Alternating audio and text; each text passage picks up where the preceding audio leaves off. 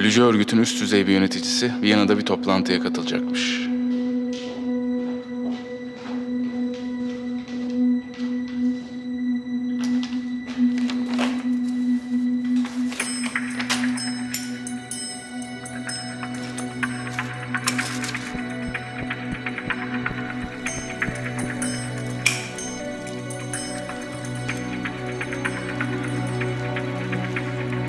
Ne konuşulacak öğrenmek istiyorlar.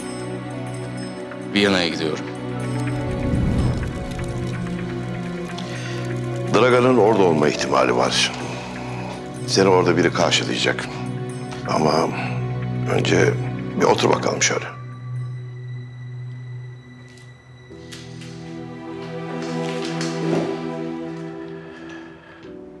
Yavuz.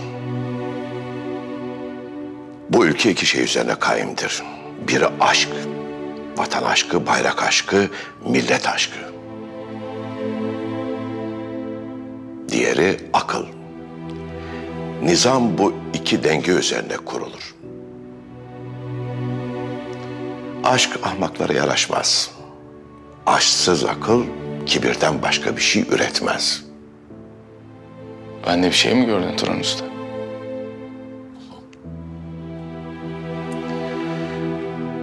Öfken aklını yenmesin. Peygamberimiz ne güzel söylemiş. En güçlü pehlivan öfkesini yenendir. Sen devletin bir hizmetkarısın. Devlete yakışır biçimde hareket edeceksin. Tamam mı? Elimden geleni yapacağım. Yap Yavuz. Şimdi hazırlan. 3 saat sonra uçağın kalkacak.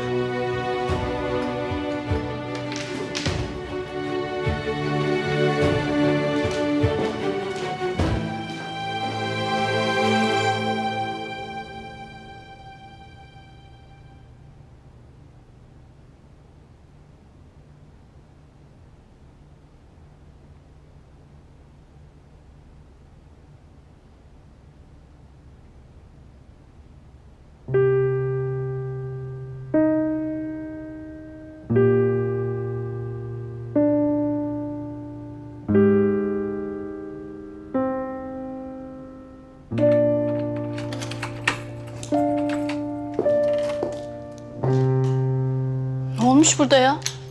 Sen kimsin? Melisa! Melisa! Melisa! Melisa! Melisa! Uyuyor, merak etme. İlaçlarını aldı mı? Aldı. Sen kimsin? Burada ne oldu böyle? Mücahit benim adım. Bir arkadaşıyım. Fenalaştı, bir anda böyle sinir krizi geçirdi sanki. Ben seni görmedim daha önce hiç. Yeni tanıştık. Nesi var? Hiç canım, önemli bir şey değil, boş ver. Sürekli beni babama götürme sakın diyordu. Niye ki? Vallahi ben de pek bir şey bilmiyorum. Tek bildiğim ailesiyle arasında bir problem oldu. Öyle görüşmek istemiyor işte.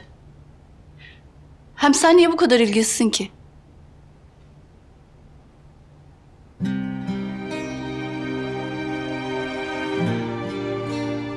İnsanlık diyelim.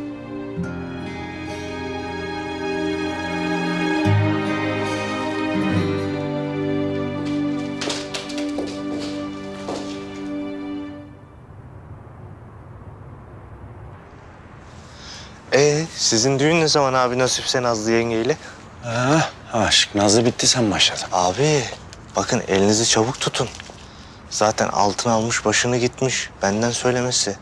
Vallahi geçen gün Çaylak'ın düğününde bir ufak bir bakkal hesabı yaptım. Adam şu an köşe oldu ya. Şu an zengin bir arkadaşım var benim ya. Allah senin belanı vermesin. Adamın düğününde oturdun, bunu mu düşündün lan? Ne alakası var canım? Takı töreninde önde oturuyordum, öne denk geldim. Öyle gözüm takıldı. Yoksa ben adamın altınlarını ne yapayım? Bu arada geldik abi. Aa da burası. Dışarısı temiz gözüküyor komutanım.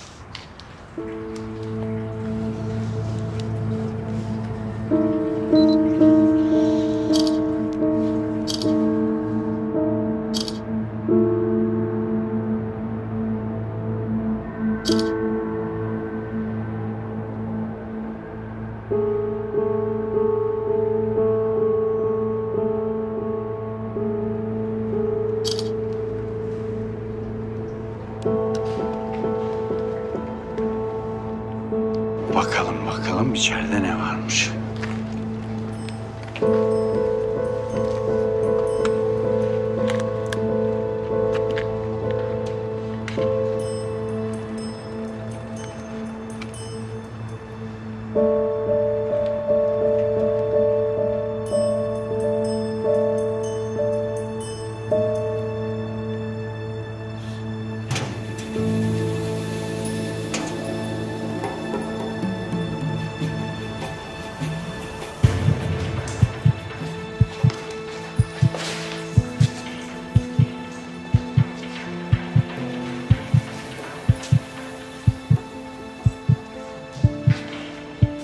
Temiz.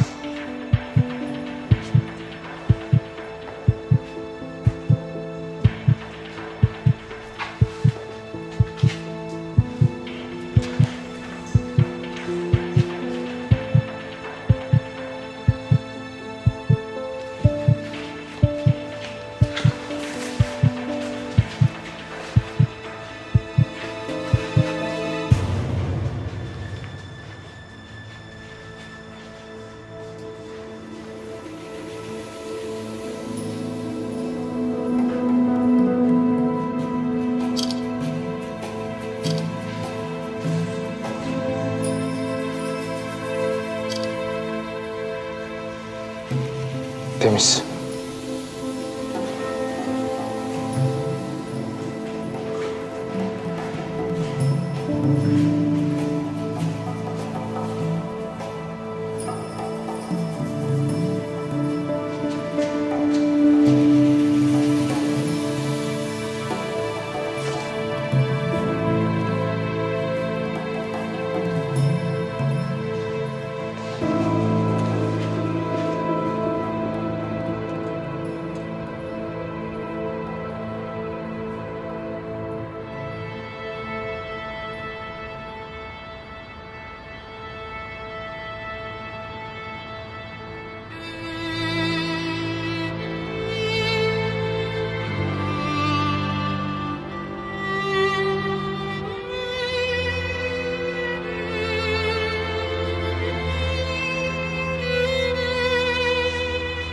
Abi ne oldu?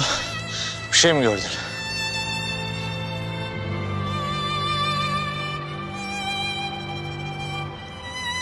Komutanım iyi misin? Komutanım?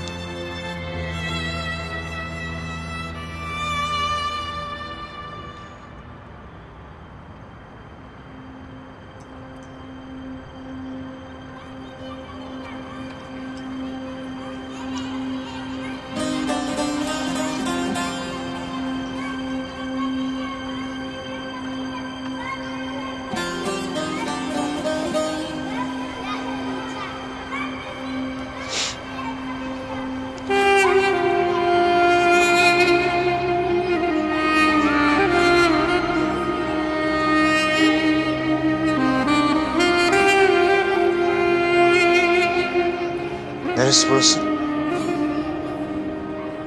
Burası benim çocukluğum kardeşim.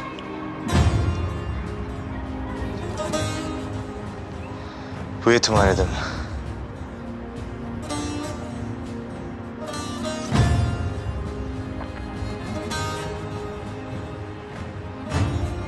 Yolunu bile unutmuş.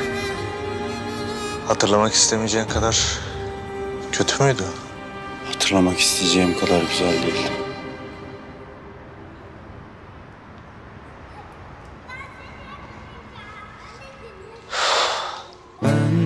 Neleri gördüm, neleri gömdüm, neleri sevdim, nelere sövdüm, nelere küstüm ben. Ben neleri gördüm, neleri gömdüm, neleri sevdim, nelere sövdüm, nelere küstüm ben. 3 ay kışmış gibi, sonu yokmuş gibi. 3 ay kışmış gibi, sonu yokmuş sonu yokmuş gibi.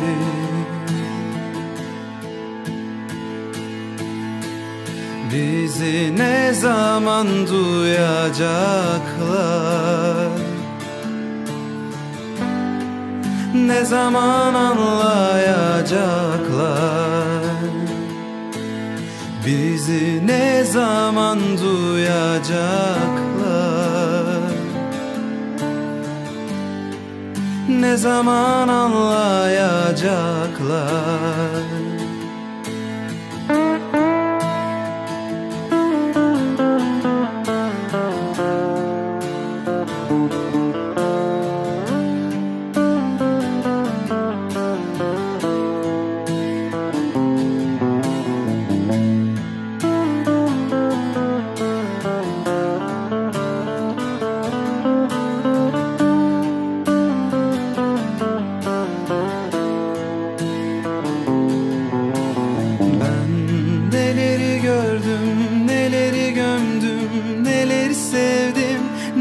Sövdüm, nelere küstüm ben. Ben neleri gördüm, neleri gömdüm, neleri sevdim, nelere sövdüm. Burada oturur bütün gün beklerdim aşk. Niye abi? Hiçbir şey. Hiçbir şey beklerdim. Sen yumurtalı ekmek kokusuyla uyanmayı bilir misin? Sonu yokmuş. Ben bilmem. 3 ay Burada bilmediğim bütün kokuların hasretini çekersin. Yetimhane beklemektir aşk. Beklersin. Biri gelsin elini tutsun diye beklersin. Biri gelsin saçını okşasın diye beklersin. Biri gelsin. Bilmediğim bütün kokularla seni tanıştırsın istersin. ne zaman duyacaklar? Ama kimse gelmesin. Ne zaman anlayacaklar? Beklersin, beklersin, beklersin. Bizi ne Beklersin. zaman duyacaklar? Beklerken büyürsün. Ne Büyürken de beklersin. anlayacaklar? Bizi ne zaman Başka da olmaz burada. Kalk gidelim. Ne zaman anlayacaklar? Bizi ne zaman duyacaklar?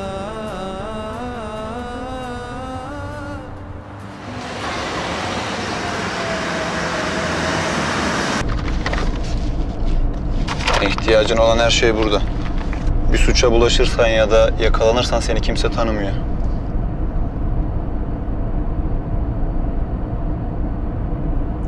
Bu adam mı biliyor toplantı mekanını? Evet. Bak unutma Avrupa Birliği ülkesindesin. Senin başın derde girerse hepimizin girer. Burası.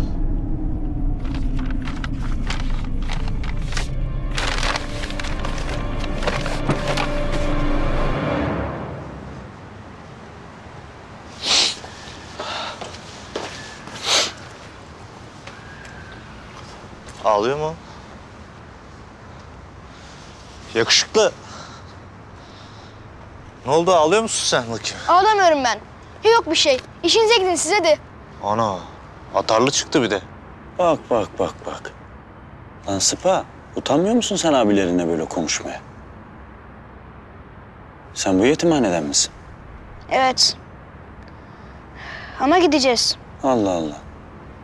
Nedenmiş o? Satışa çıkarılmış. Yıkacaklarmış burayı. Bir daha yetimhane olmayacakmış.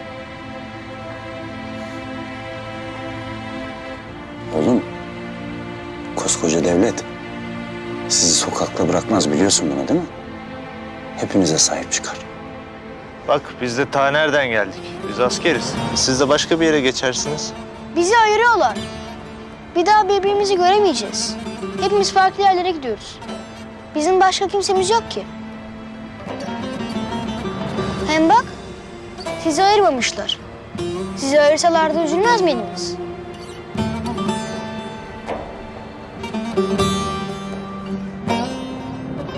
Bu ne bu bileklikler? Kendim yaptım. Başarabilirsem satacağım. Oğlum sizin içeride bir dediğinizi iki etmiyorlar. Bütün ihtiyaçlarınızı karşılıyorlar. Sen niye böyle bir şey yapıyorsun bakayım? Biliyorum abi. Allah razı olsun. Zaten onların haberi olmayacak. Buradan kaçıp öyle satacağım bunları. Bak şimdi ya. Kafaya taktım. Parayı bulacağım, evi de bulacağım. Arkadaşlarımla orada oturacağım. Kardeşlerimden beni kimse ayıramaz. Gece gece deştin ciğerimizi. Adın ne senin? Benim adım Ali. Benim adım da Ateş. Bu da Mansur abi. Bundan sonra 2 tane aslan gibi abin var. Kimse sana bir şey yapamaz, tamam mı? Şimdi ver bakayım sen şunları.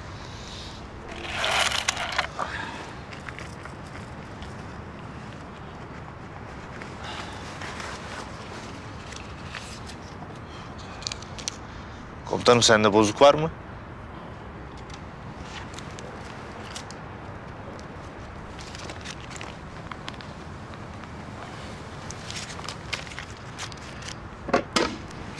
Al bakayım şimdi bana.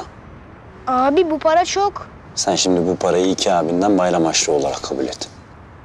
Biz hep gelip gideceğiz buraya bundan sonra. Ben de bu yetimhanede büyüdüm. Öyle kolay kolay kimse burayı kapatamaz. Ne yapabilirsiniz ki abi? İmkansız bu. Oğlum, bizim işimiz imkansızla uğraşmak. Sen kafana takma. Hepsini halledeceğiz. Vallahi mı diyorsun abi? Söz mü? Söz ulan sıpa. Söz.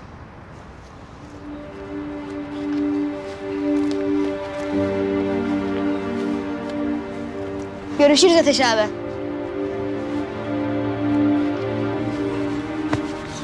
Görüşürüz Mansur abi. Görüşürüz yakışıklı. Çok teşekkürler. Şşş. Bana bak. Bir daha sakın yetimhaneden çıkıp bunları satmak yok, tamam mı? Geç içeri.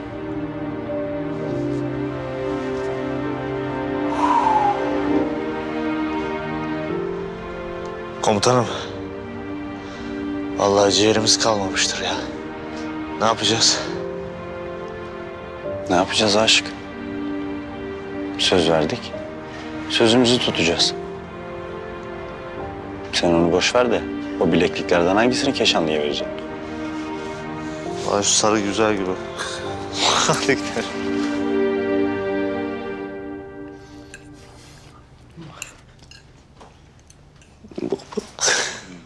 Bak nasıl yiyor ya.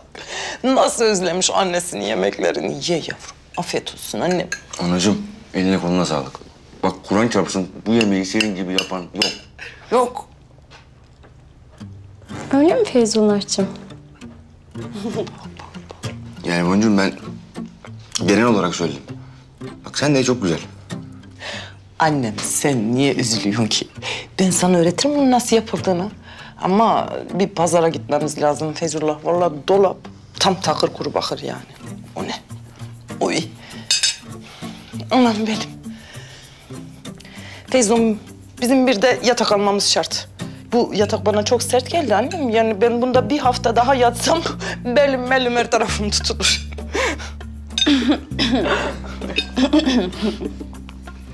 Bir hafta mı? Hı. Sen dönmeyeceksin mi anacığım?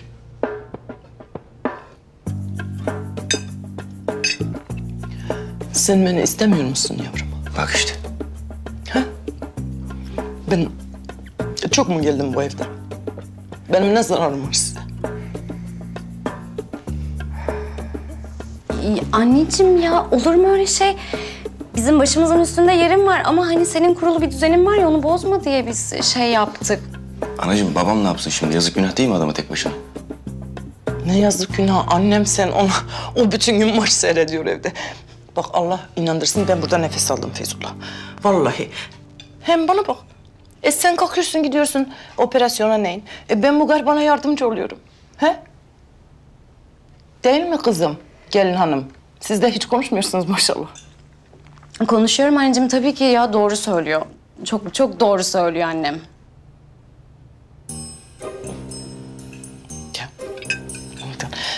Bana bak sen çok dıkama kendini. Daha şey var. Tatlı var. Vallahi mı? Evet. Ne yapayım boncuğum? Gitmediğim kadına. Ya Feyzullah gitme diyorum ben sanki ya. Tabii ki de kalsın. Ben de onu çok seviyorum. Ama artık bak şurama kadar geldi ya. Biz daha dünden beri evliyiz. Ya bak, sıkılınca gider zaten. Bakma sen ona. Feyzullah. Zaten rahat dursa istediği kadar kalsın. Ya dün bir markete gittim, eve geldim. Bütün mutfağı indirmiş. Bak çatal bıçak setimi değiştirip yerine bunları koymuş ya. Yalnız güzel ama. Çiçekli böcekli. Şimdi bak başlatma o çiçeğine böceğine Feyzullah. Bizim çamaşır dolabımızı düzenliyordu. Ya boncuğum sen de biraz sabret. Ev küçük. Çocuk olunca gider zaten. Anam. Çocuk dedim. Allah söyletti. Ha çocuk dedin evet. Ha, tabii çocuğu yapmaya vaktimiz olursa.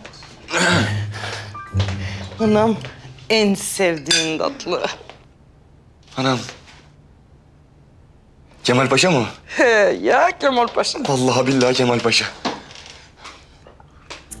Annem. Eline koluna sağlık anneciğim. Yavaş oğlum yavaş. Afiyet olsun annem. Baba. Afiyet olsun annem. Sen böyle ye.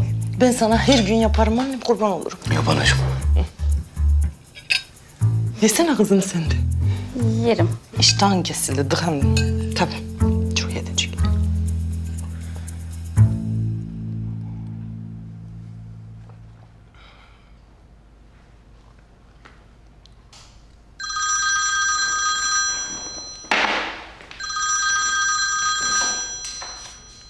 Yetti ama artık ya. Alo. Kimsin? Alo. Ya arıyorsun, konuşsana. Kapatıyorum, numaranı da engelliyorum zaten. Kapat tadı verdi artık.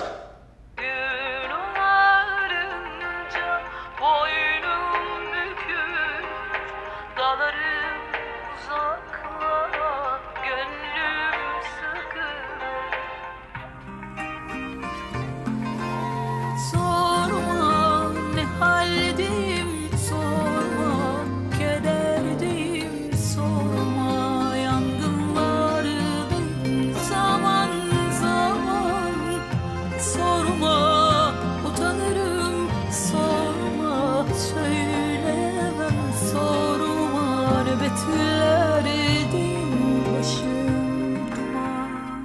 Ceylan.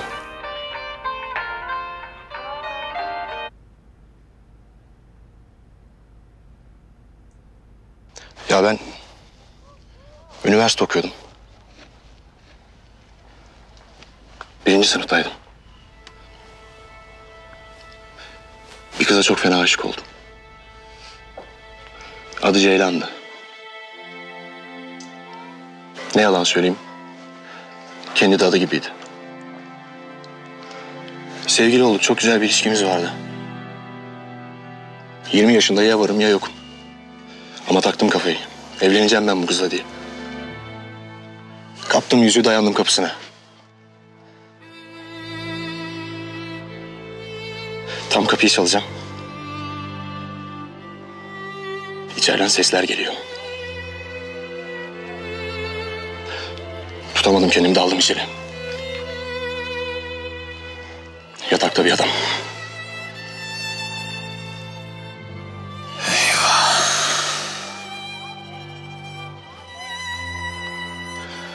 Gözüm döndü tabii. Gittim mutfağa, bir bıçak kaptım. Öldüreceğim herifin, evrim dönmüş bir kere.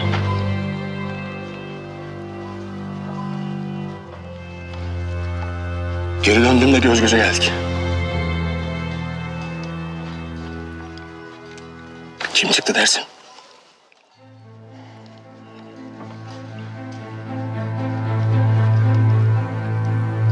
Abi.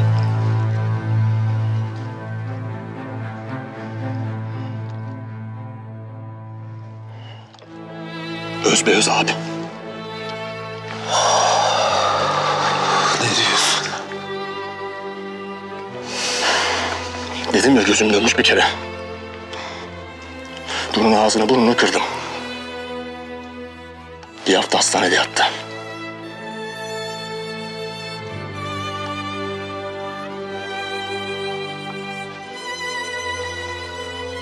Annem bunun tarafını tuttu. Kötü olan biz olduk. Evden çıkış o çıkış. Okulda bıraktım. Gitmediğim, gezmediğim, görmediğim yer kalmadı. Ama nafile. Dedim, kafayı nasıl dağıtırım ben? Yazıldım askere.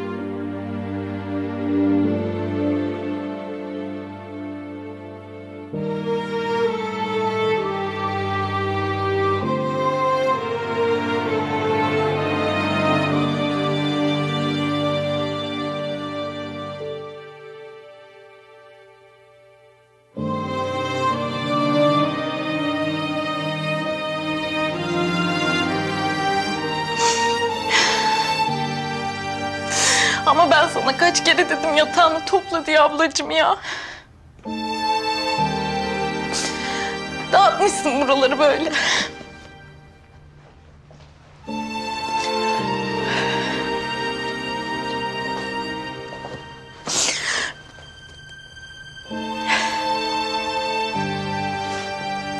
Dağınık çocuk.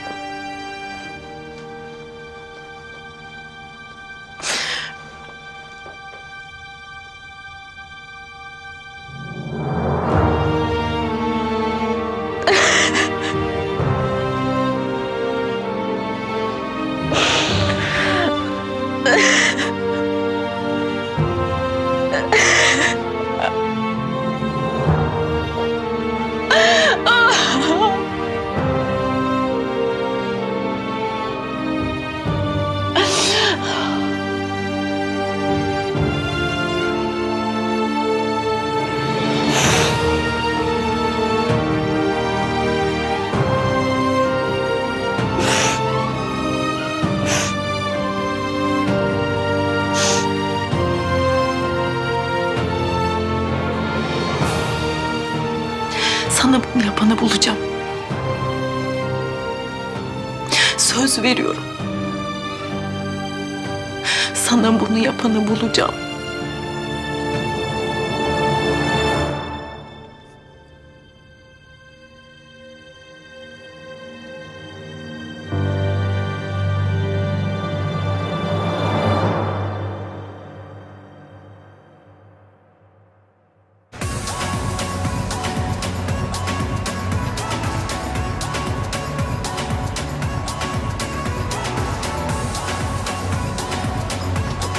Pardon. Bir viski lütfen.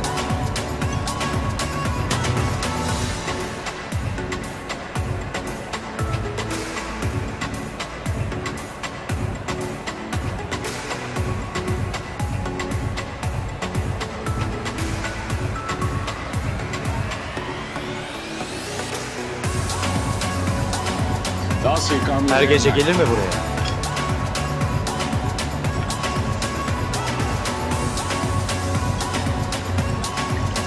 Kimin sorduğuna bağlı.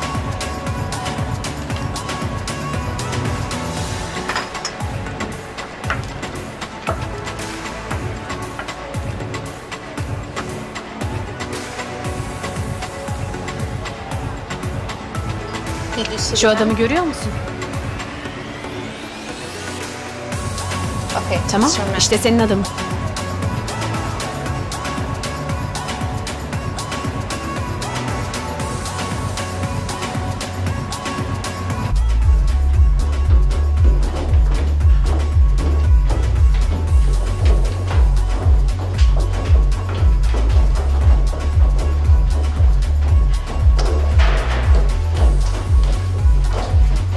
Dışarı!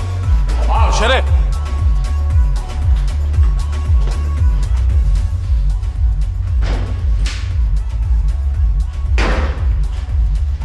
Dışarı! Dışarı!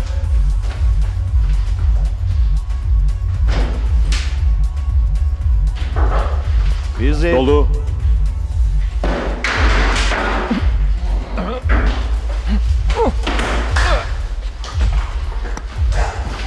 Kimsin sen?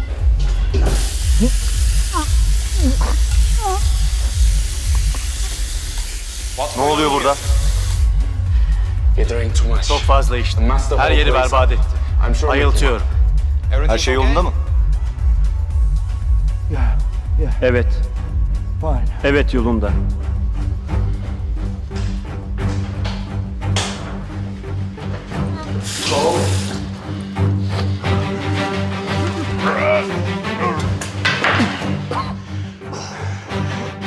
Yarın toplantı. Dragan orada mı?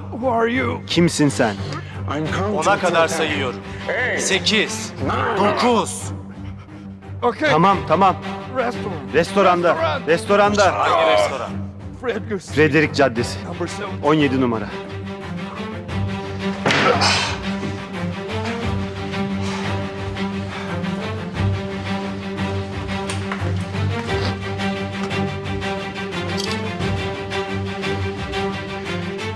Eğer orada olmazlarsa seni bulup öldürürüm.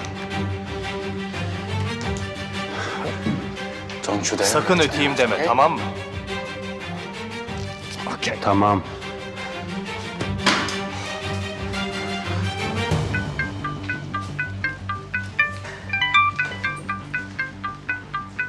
Nisan Hanım. Yarınki yemeği hatırlatmak için aradım. Bir sıkıntı yoktur umarım. Merak etmeyin, her şey yolunda. Örgütün en üst düzey yetkililerinden biri yarın senin için orada olacak. Çok mühim yeni görevlendirmeler yapılacak Dragan. Eline çok iyi bir fırsat geçti. Sizin de öyle. Görüşmek üzere. Görüşmek üzere.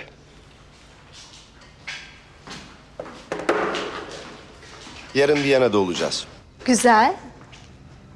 İvan da gelecek mi? Yok.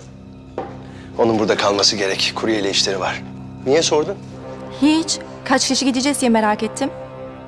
Ben hazırlanayım. Viyana'yı çok özledim.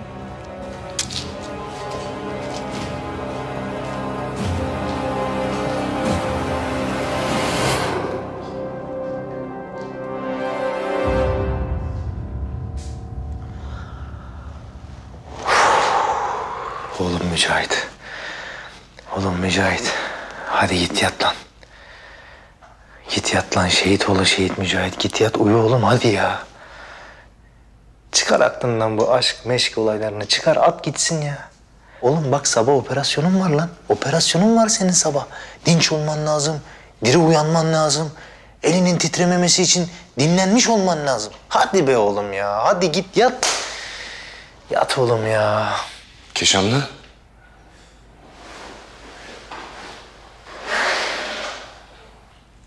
Nasıl ya? Kendi kendine mi konuşuyorsun oğlum sen? Yo.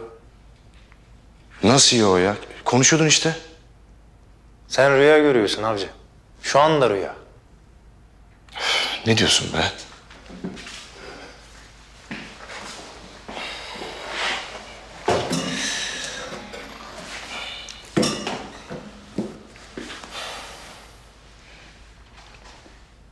Diyorum ki, hayırdır korkunç rüya mı gördün de uyandın bu saatte? Korkunç rüya? Aynen. Kabus yani. Senin şu Türkçeyle olan ilişkine hastayım ya. Ne var oğlum? Derdimi anlatacak kadar biliyorum işte. Arazi adamıyım aga ben, arazi. Kompozisyon yazmıyoruz ki burada. Sen de haklısın.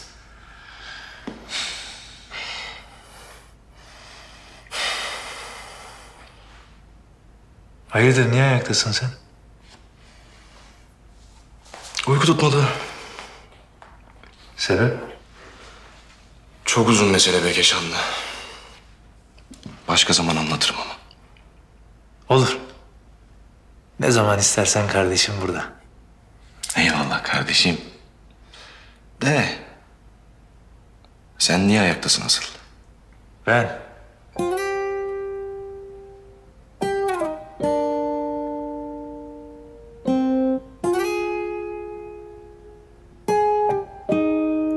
Benimki daha kısadır muhtemelen. Hayırlısıyla daha da kısaltıp yok edeceğim. Dikkat et yalnız. İnsanın acıyla beslenen bir tarafı var. Sarıp sarmalamasın seni. Yok yok. Sarmaz, hallederim ben ya. Amin.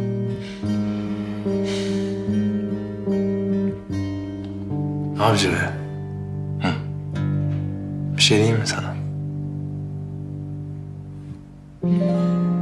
Biz böyle hayatı bıçak sırtı yaşıyoruz ya.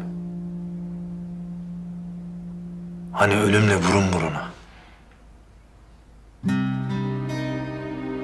Ulan herkes sanıyor ki sivil hayatta da bir o kadar acımasız, bir o kadar sert duruş sergiliyoruz.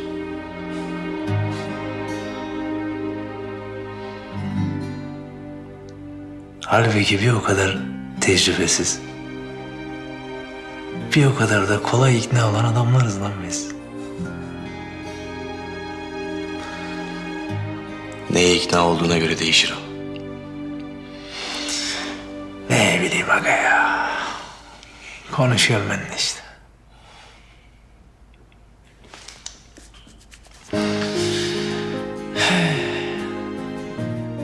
Bir çay koy içelim hadi. Çay. Demlemem lazım. Olur. Uyumayız zaten sabaha kadar. Boş ver. Love me baby dinler misin?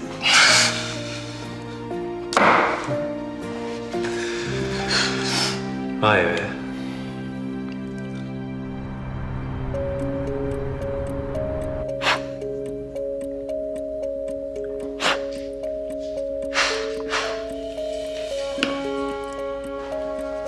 Yedin hepsini.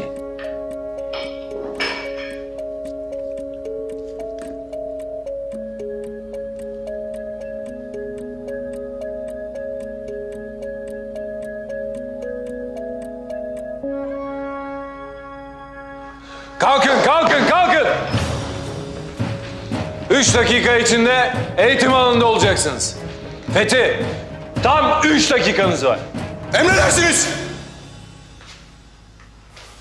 Hadi beyler. Ben hazırım oğlum zaten.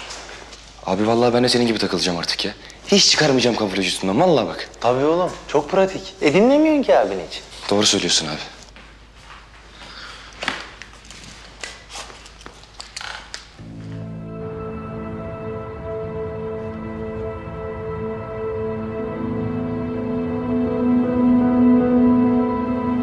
Anlamışsınız beyler.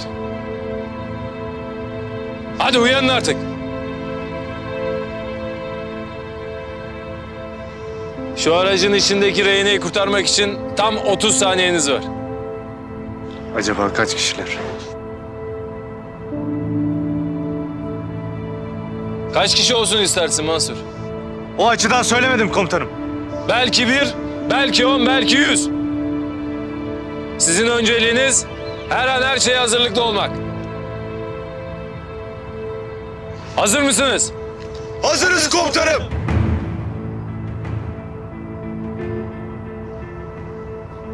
Süreniz başladı.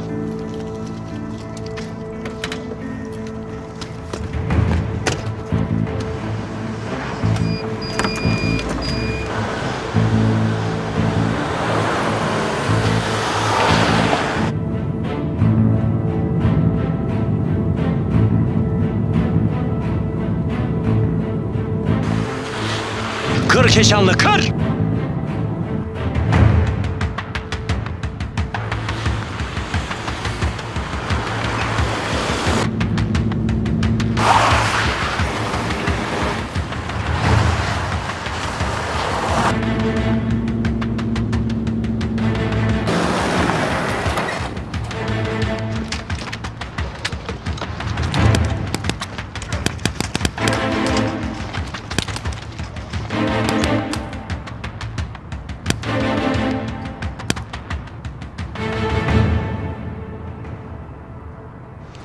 Allah kahretsin.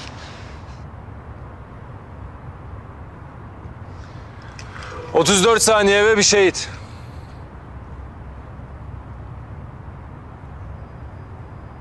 Feyzullah öldün. Esma Hanım'la Su... ...beni elimde Türk bayrağıyla görünce... ...ne olacak? Yıkılacaklar.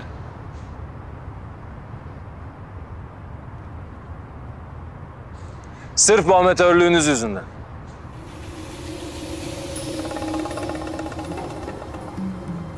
Bu acıyı onlara yaşatmak zorunda mısınız? Bu acıyı onlara yaşatmaya hakkınız var mı?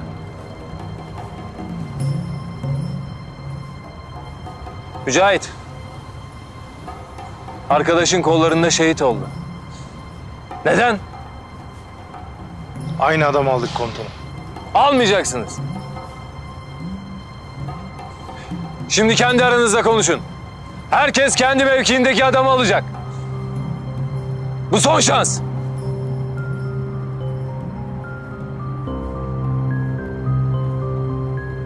Süre başladı.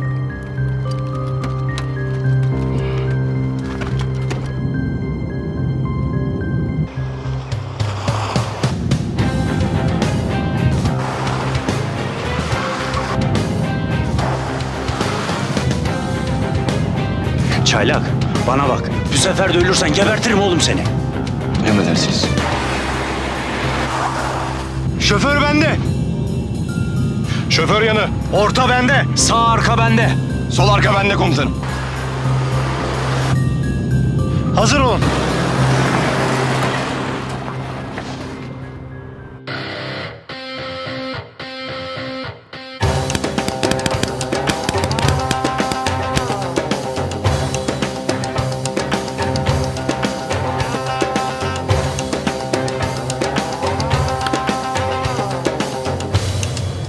29 saniye.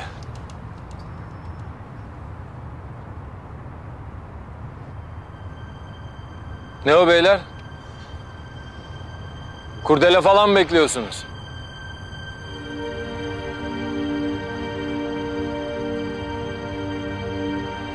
Siz Türk Silahlı Kuvvetleri'nin en seçkin askerlerindensiniz. Siz bir takımsınız. Birinizin canı, hepinizin canı demek.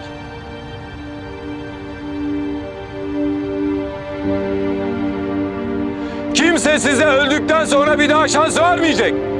Anlaşıldı mı? Emredersiniz.